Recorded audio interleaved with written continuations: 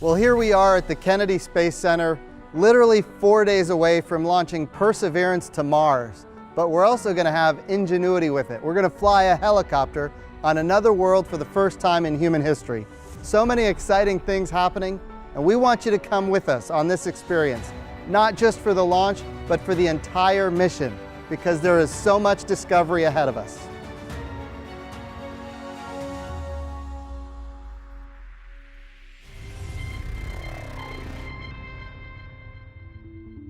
So you can see the launch pad over there that looks like an upside down L. That's the launch pad that we use for our Atlas V launches. And it's the same launch pad that we used for Starliner, and of course now we're gonna launch Mars Perseverance from the same launch pad. The thing that I'm most excited about is that this is the first mission we've ever done that is designated for astrobiology. Yeah. The idea that we are, no kidding, designating a rover to look for signs of past life on Mars. And as you said, it's our first astrobiology mission. We really want to go after and identify if there were actually these early fossils of microbes. We want to look for those. Where do we want to drill? The most likely places to get those samples so we can bring them back to Earth, because we've got the best instruments on Earth where we can do incredible analyses on those rocks when we get them back here. So it's really our first return trip adventure to another planet. It'll be the first time we've ever done a complete round trip to another planet. It'll be the first time that we launch a rocket from the surface of another planet. And all of those things conspire to say that maybe at one time Mars could have hosted life. And now we're actually going to go and try to make those discoveries. You're the head planetary scientist at NASA. What is it that has you the most excited about this mission? I am so excited to start exploring that river delta in Jezero. I cannot wait to get there and drive up to that delta and taking our first look at it and seeing what's in there, what's in those rocks. I think that's going to be phenomenal. So there's so many things that are exciting about this mission, but there's a helicopter involved in this mission, which is the first time we've ever tried to fly a helicopter on another world.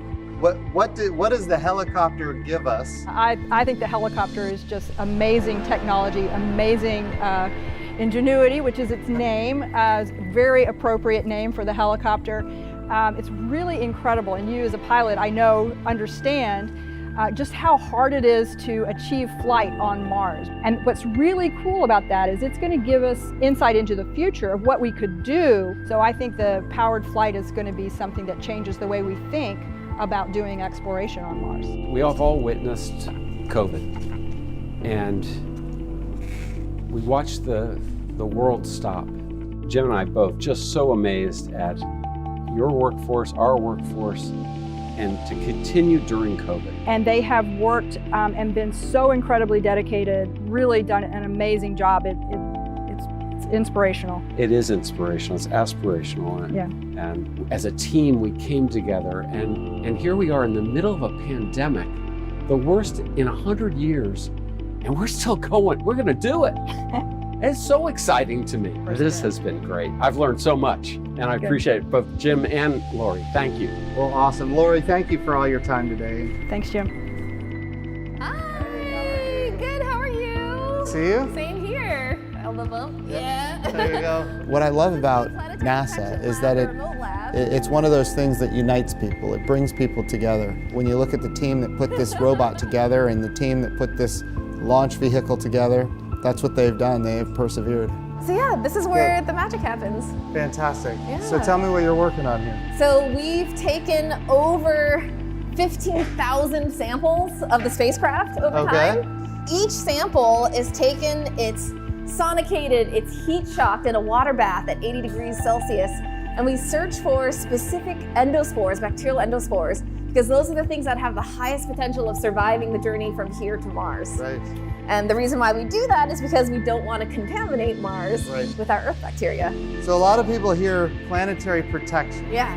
But your word there, contamination, that's really what we're trying to prevent. Planetary protection is all about keeping the science as pure as possible, so that when we do make discoveries, we know that they are in fact discoveries. Exactly. Wow, you could just take over this job. Yeah, well, I'll leave the science to you. So these are actually samples from the windbreaker that goes over the MMRTG on the back of the rover. So that was just a few days ago. Right. MMRTG. Yeah. That's in essence the fuel for the rover. Exactly. So we were in there by the radiation source taking the samples, and it came out really, really clean. We actually we're far, far below the requirements for the entire vehicle. Awesome. Good. So yeah, this is our next to last set of samples. We have our final set in the incubator. It's from the payload launch fairing doors. Okay. And that's it. The doors are on and it's ready to launch. It's pretty exciting. These are all very important things that you're working on. And I actually have a 3D printed model of the tube assembly if you want to see. Let's go look at it. It's what the robotic arm on the inside of the rover uses to manipulate the tubes, and the tube itself. The sample that we collect on Mars goes in where? Goes in here. To this side here. So we have the sample in here, and it could be rock, it could be some kind of soil, it could be whatever it is. And then you leave this on the surface of Mars for our 2026 mission. Exactly. Which is gonna go pick this up Yes. and bring it back to Earth. Yep. And just make sure we don't bring any microbes back that are gonna hurt us, all right? Got it. All right. You got my word. Thank you so much. Thank you. All right. Thank you.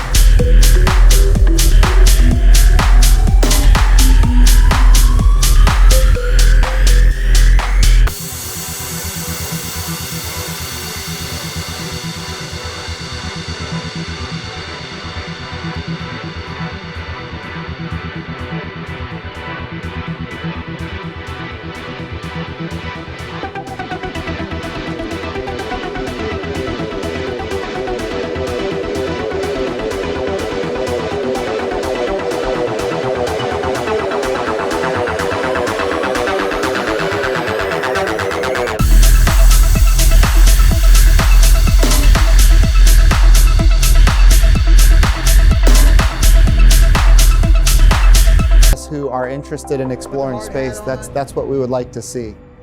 What we do right now today is either going to enable or prevent that future. We're very proud to be a part of this. Good. These are all 3 programs coming together, working every single day together. As we put this rocket together, these are the solid rocket boosters that are going to be attached to the Space Launch System, SLS, with the Orion capsule on top. The solid rocket fuel is in there right now. Yes, sir. They're going to take that first woman and next man to the moon. Jim, how you doing, sir? Hey, good. How are you? Pretty good by yourself, man. I'm doing excellent. That is one segment right there. There's 5 segments. Right. And we'll stack these rocket segments that you see here, these solid segments, on the mobile launcher. Which is amazing. It is. You know, what's so cool is we're here because we're going to launch Perseverance, going to Mars. Precursor for sending humans. Exactly. We're building a sustainable architecture. The rover, Perseverance rover, Mars 2020 rover Perseverance, that is really hard. That is a huge challenge to get that on to the surface of Mars and have everything work. But that is nothing compared to putting humans down. Because humans, you got to give them air to breathe. You got to scrub the CO2. You got to provide a pressurized environment. You got to take care of all their waste. You got to give them food to eat. People ask us, you know, why are you doing this? Why is this so important? It's about learning, about exploring, about going beyond what we currently know to make us even better. And I truly believe We as a species have to be able to live off our home planet. Huge challenge, but we got an awesome team. Thank you, Bob. Thank you, sir. All right.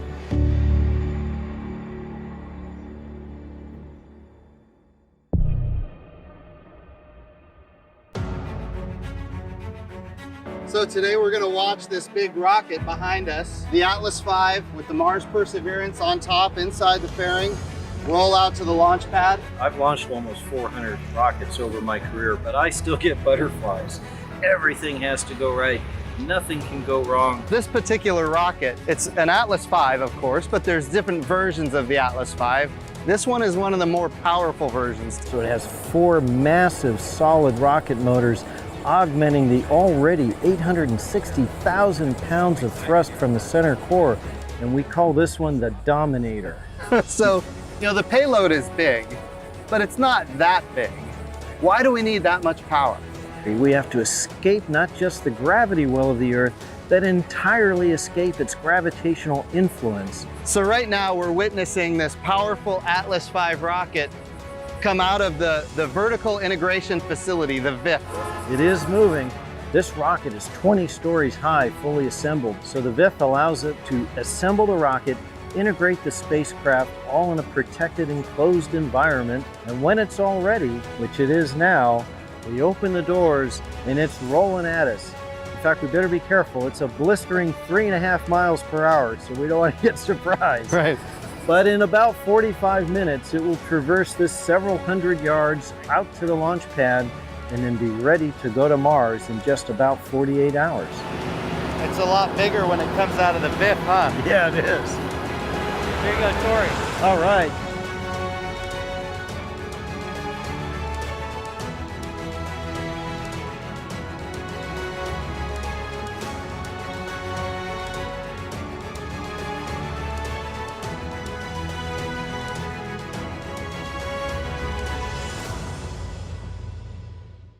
And I'll tell you, the rocket looks big when it's in the Vertical Integration Facility, but when it's standing alone outside the building, that thing is massive when you're right there next to it. Man, it's pretty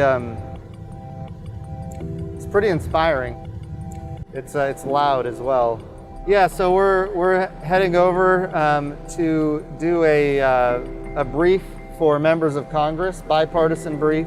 You know, in each one of these, we're talking about billions of dollars of investment. We're coming up on a few moments in time that are literally seconds long, but each one of those moments carries with it a good bit of risk. You know, people talk about how exciting it is to watch a rocket launch. Well, you know, when you're in charge of an agency that just spent $2.5 billion of taxpayer money on a robot and a helicopter and scientific experiments and technology demonstrators that are going to Mars, it makes it even more exciting just from you know, personal pride. You know, I want to make sure that the missions that we do we're doing everything we can to make them safe and of course successful. We've invested a lot into this project. The science is going to be absolutely remarkable that we get from it, and that we're very grateful for all of the support we've had from bipartisan members of Congress, and look forward to the results of this. We're not struggling to survive. What we're struggling to do is strive. Perseverance is how you achieve. It's how you move forward. It's how you make your life and the lives of others better. Hello, Mr. Bridenstine. Alex, Beniza, how are you? Good. Good, how are you? Good. Well, I just want to tell both of you that we are so grateful that you are this excited about what NASA is doing, that you decided to put forward names for our rover and our helicopter. There will be science books and history books written about perseverance and ingenuity. And for the rest of your lives, you will know that those are the names that you two gave. Yeah, so my goal was to answer the question of how is it possible to do something as incredible as do science on another planet?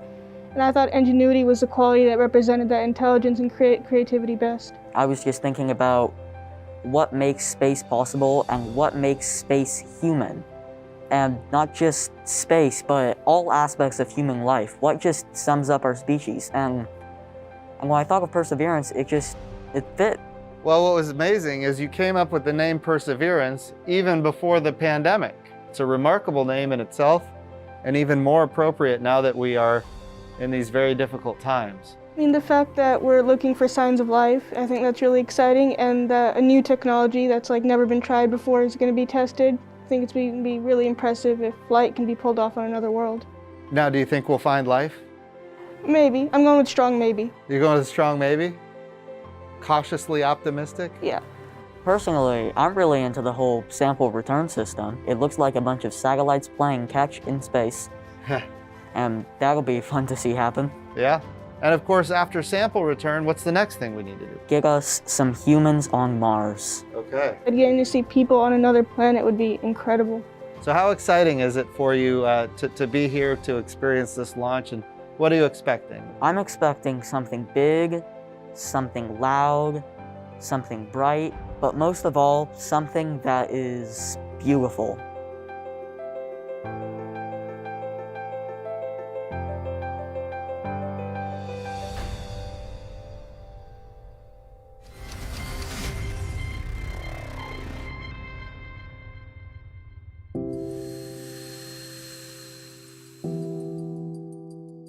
It is fantastic to be here at the Kennedy Space Center. We are less than 24 hours away from a launch to Mars. Our workforce has done an amazing job. Here we are, we're launching to Mars in the middle of a pandemic. So this is the first time in history where we're going to go to Mars with an explicit mission to find life on another world. I can think of maybe no more profound question than the question of whether there's life on another planet. And, you know, this, when it touches down, is going to be the best scientist we've ever sent to the planet to answer exactly those questions. That big screen behind me, that's the countdown clock. Everything is good. The spacecraft is a go. The rocket is a go. The weather is a go. And as the NASA Administrator, I'm thrilled that we were able to come to this point where we're ready to launch it.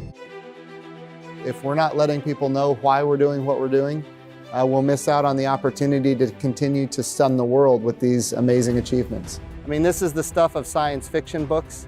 People have been speculating what Mars was like now since the beginning of time.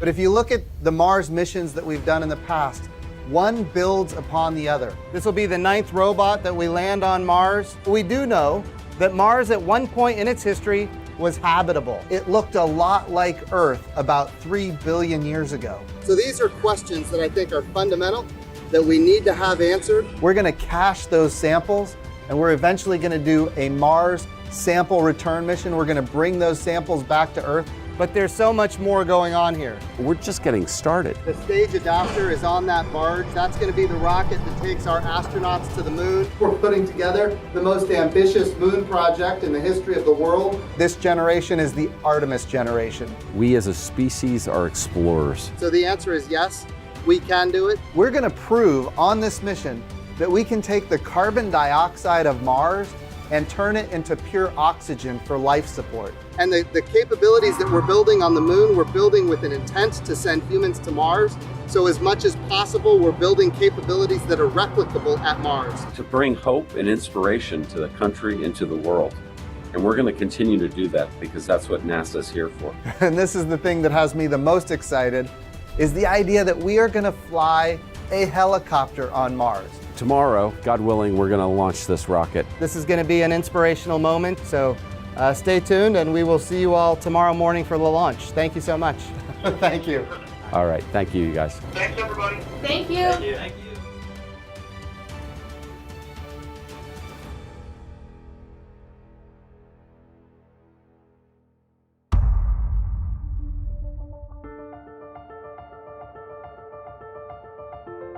In less than an hour, NASA's 300 million mile journey from America's shore to Jezero Crater on Mars will begin with the launch of this Atlas V rocket. You're talking about taking a $2.5 billion payload that represents not just the treasure of the American taxpayer, but also thousands of people that have worked a big chunk of their lives. This has been 7 years in the making, and I'm so excited to share this moment with you and with those that are viewing today. Every time you launch into space, it is nerve-wracking. There's nothing at that point you're going to do to stop it. That rocket goes, it's going. Go Atlas, go Centaur, go Mars 2020. Here it comes. 10, 9, 8, 7, 6, 5, 4. Engine ignition, 2, 1, 0. Release and liftoff. As the countdown to Mars continues, the perseverance of humanity launching the next generation of robotic explorers to the Red Planet. Oh man. Comes the noise. And Atlas TU is under closed loop control.